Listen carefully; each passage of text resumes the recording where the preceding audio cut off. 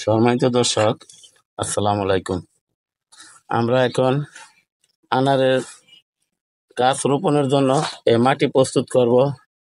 আর আনার গাছ আমরা হয়তো ভাবছেন যে আমরা নার্সারিতে কিনে আনছি, আসলে না ভাই।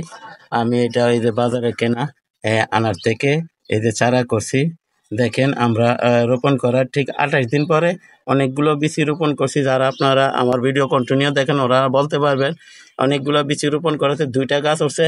আর তার আগে আমি এই যে একটা গাছ আমি এখানে এই যে দেখেন এখানে রোপণ করে রাখছি, এই যে এটা কিন্তু আনারের গাছ। তো এগুলি এখন রোপণের জন্য আমরা মাটি প্রস্তুত করব। তো আমরা সর্বপ্রথম এখানে কিছু এই যে শুকনো গোবর আমরা এখানে কিছু মিক্স দিলাম বা অ্যাড করলাম। আপনারা যাই যা বলেন, এখানে কিছু শুকনো গোবর মিক্স দিলাম।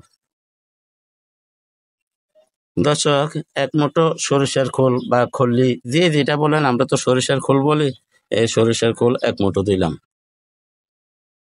দর্শক, এই যে মোটামুটি 3 মুঠ হবে আমরা এনে শুকনো চা পাতির গুঁড়ো মিক্স করলাম। দর্শক, এক মুঠো দিলাম আমরা জৈব পটাশ, যেটা আমাদের কলার খোসা। এটা আমরা শুকিয়ে এইভাবে ছোট ছোট করে কেটে শুকিয়ে গুঁড়ো করে নিয়েছি, যেটা আমাদের পটাশ সারের উপকার করে। এটা মানে কলার খোসা। আপনারা ঠিক এইভাবে করতে পারেন। এখন মাটিটা আমরা মিক্স করব।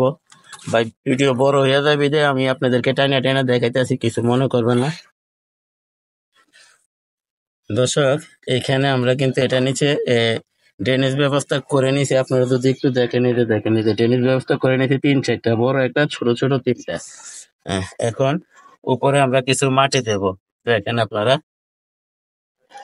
দর্শক, দেখেন এখানে আগে কিছু এমনিতে মাটি দিলাম, যেটা শুধু বালু মাটি মিক্সিত একটা মাটি, বাগানের মাটি, বালু মাটি মিক্স করে রাখছি। এটা এখানে কোনো সার নাই।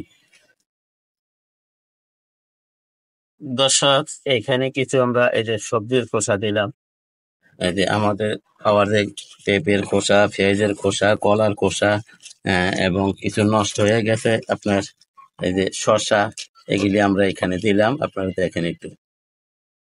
দর্শক, এই সবজির খোসাগুলো এখানে দেওয়ার উদ্দেশ্য, আমরা তো নার্সারির মতো ভাই বিভিন্ন মেডিসিন দিয়ে মাটি তৈরি করি না। তো এইগুলো আস্তে আস্তে পচবে আর সার হবে।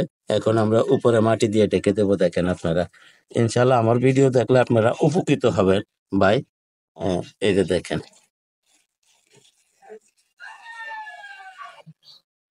দর্শক, এই যে পালং শাক গুলো দেখতেছেন আপনারা, এটা কিন্তু আমাদের এটা এই বাজারে কিনা যে পালং শাক, ওইখান থেকে আমরা করছি। এটা প্রয়োজনে আমরা অন্য কোথাও আবার রোপণ করে দেব। কারণ দুঃখিত, এটার সাথে আমাদের এই যে আনার গাছটা উঠে গেছে। গাছে তো খুঁজে পাইতেছি না ভাই। এই যে আলহামদুলিল্লাহ, এই যে দেখেন,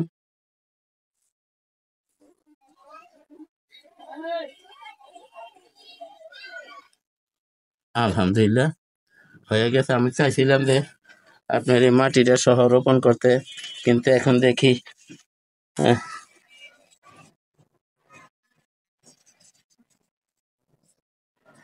তাহলে আমাদের তো এতটুক মাটি দিয়ে হবে না। দর্শক, আমি আরো মাটি দিয়ে উঁচা করে নিলাম। আমি ভাবছিলাম যে এটা সহ রোপণ করব, কিন্তু কোনো কারণে এটা আর হলো না। তো আলহামদুলিল্লাহ, কিন্তু গাছ মরবে না। আপনারা ভয় পায় না, আমার এই আল্লাহর রহমতে গাছ মরবে না। শুধু এটা কয়েকটি দিন একটু ছায়াযুক্ত স্থানে রেখে দিলে হবে, হয়ে গেছে। এখন আবার পরবর্তীতে এই দিক থেকে মাটি উঠে এখানে আমরা সার দেব, মানে তরকারি খোসা দেবো। দিলে আস্তে আস্তে গাছ বড় হবে, এটা উঁচু হবে। এখন আমরা এটা একটা ছায়াযুক্ত স্থানে রেখে দেই। দর্শক, এই যে দেখেন, এইখানে তো অনেকগুলো বীজ রোপণ করছিলাম। এখান থেকে আপনার মাত্র 2টা গাছ হচ্ছে। ওই 2টা গাছ যাতে আমার নষ্ট না হয়, সেই জন্য আমরা কিভাবে উঠাইতেছি আপনারা যদি একটু ধৈর্য সহকারে দেখেন ওদের। দর্শক, এই যে দেখেন, এখানে এইভাবে রোপণ করে দিলাম। তা আপনারা ঠিক এইভাবে করবেন। আমরা অন্য কোথাও থেকে চারা যদি স্থানান্তর করি, ঠিক এইভাবে এটা করার পরে এটা কমপক্ষে 1 সপ্তাহ একটু ছায়াযুক্ত স্থানে রেখে দিবেন। এখন এটা দর্শক, এই যে আমরা এইখানে যে মাটি ছিল, এই মাটি সহ এখানে বসাই দিলাম, দেখেন আপনারা। আর এই উপরে এইখান থেকে মাটি দিয়ে দিলাম। তার মাঝে একটু বলে রাখি ভাই, আমরা ছাদে ভিডিও করি, চারদিক থেকে ভাই অনেক আউট নয়েজ আসে, জন্য এবং দুঃখিত এবং ক্ষমা প্রার্থী ভাই, কিছু মনে করবেন না, দয়া করে ক্ষমার চোখে দেখবেন।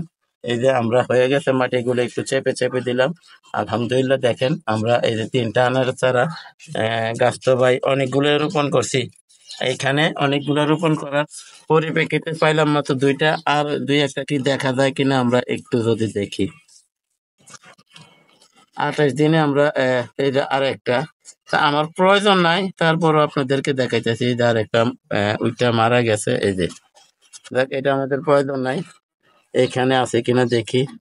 আর এগুলো ভাই এরকম আমি আরো কয়েকবার রোপণ করছিলাম, কিন্তু ভাই উঠতে অনেক সময় লাগে, প্রায় 28 দিন সময় লাগছে।